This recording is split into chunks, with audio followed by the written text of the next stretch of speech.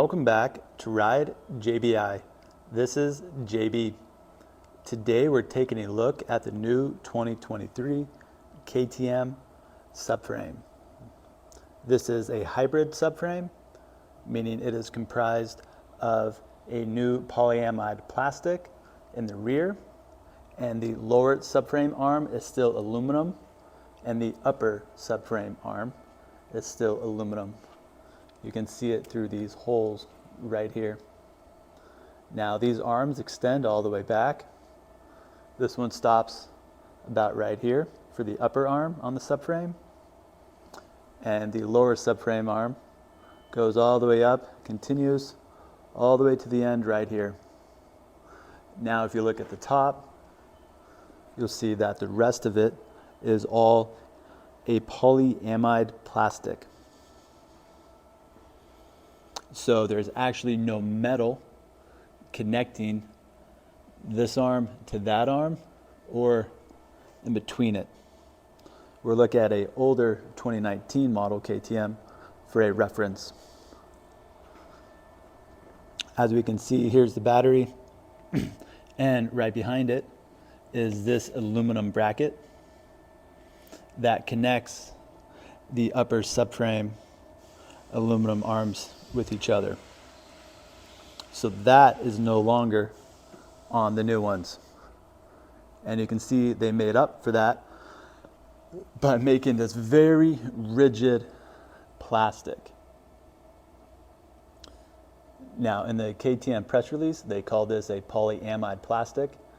I looked it up and did some research to compare it to the polypropylene plastic, meaning the plastic that our fenders are made out of, and like our airbox. And here's some information I found out about it. This material is a similar density as polypropylene, so it's not really any difference in weight between utilizing the two materials. It has a slightly higher tensile strength.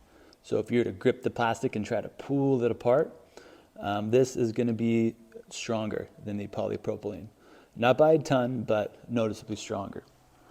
Where it really stands out is the stiffness of this material. Our fenders are very flexible, and that's a good thing. That way when we crash, they can bend, and they bend back. They don't always snap off. Whereas this plastic, this polyamide, is very rigid, much more rigid than polypropylene. And that also gives it a much higher impact strength as well. You can really feel how rigid it is just grabbing onto this and trying to bend it anyway. In KTM's press release, they also talked about using topology optimization in the design of this. I think one area that really stands out is looking at the bottom of it. You can see this really neat honeycomb pattern throughout the polyamide plastic subframe. The topology optimization is a software program where you kind of load in a base design and say we want to cover this area with material, and we're going to put these certain amount of loads on it.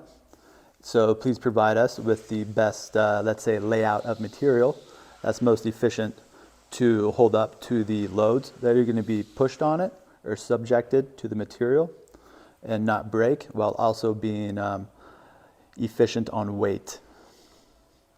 And I think that's where all these honeycomb comes from, and why we have different sizes of it. It gets bigger as it goes back, gets much bigger as it goes in this area. So very cool. I'm interested to see how crash resilient this stuff is going to be over time. I'm wondering if the rear fender breaks off or if it's ever going to break this item here instead at the very end of the subframe, and if we're going to have to be replacing subframes instead. It doesn't look like the plastic part of the subframe is separate from the aluminum one if we look it up on the parts fish. So I don't think you can be buying the two separate. You'll just have to buy a complete one if you are to crash and damage yours. So again, still a lot of metal in the subframe, and probably the best places you could really think to put it. Here's the upper subframe arm. There's metal underneath that. We can see it behind these holes again. Here's our upper subframe bolt. KTM's got a lot better, or has really improved how clean their wiring design. The older models were quite good, and they've gotten even better on this one, just in terms of working on it. All the connectors seem to have really good waterproof fittings. Everything's really organized underneath the seat. They didn't really seem to run any more wiring or cabling than necessary. That really helps out with bike weight and working on things, but it's also not really jammed in and short to where it's hard to work on. They've done a really good job making sure that this is a efficient design, but also friendly to work on as a mechanic and or rider.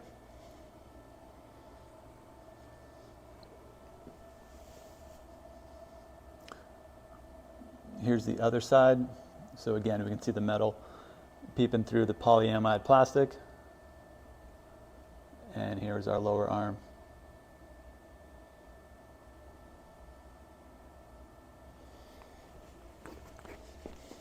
This kind of has a channel design. You can see it's not totally flat. A lot of older subframes, it is squared tubing. That's hollow. This is still hollow inside of here, but it's thick. And it's really cool they threw this angle in here that makes it even stiffer.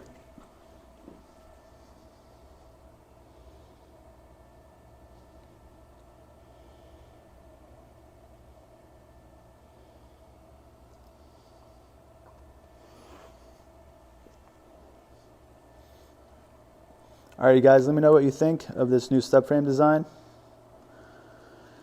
I think it's pretty cool, and I'm curious to see how it holds up over the years of riding and abuse. All JBI services and parts can be found at ridejbi.com. Thank you for watching.